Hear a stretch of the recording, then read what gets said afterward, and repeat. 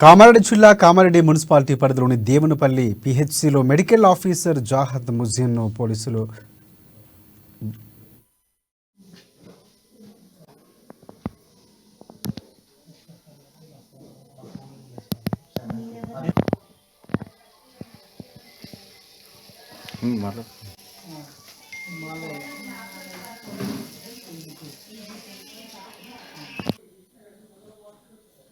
ఎంత లేవంత ఈరోజు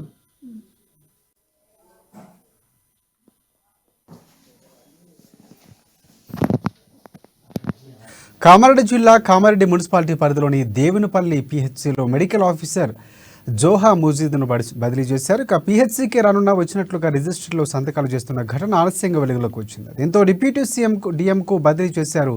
అయితే మెడికల్ ఆఫీసర్ జోహా ముజీబ్ను పై స్థానిక జర్నలిస్టులు కలెక్టర్కు ఫిర్యాదు చేశారు. అయితే విచారణ అధికారి వచ్చేసరికి రిజిస్టర్ సీఎల్గా మెడికల్ ఆఫీసర్ సంతకం మారటం గమనార్హం. అయితే మెడికల్ ఆఫీసర్ లేకున్నా సంతకాలు చేయడంపై అనుమానాలు వ్యక్తమవుతున్నాయి. మెడికల్ ఆఫీసర్ బీఆర్ఎస్ కామారెడ్డి జిల్లా అధ్యక్షుడు ముజిబుద్దీన్ కూతురు కావడంతో అధికారులు తూతూ మంత్రంగానే విచారణ చేస్తున్నారని విమర్శలు వస్తున్నాయి.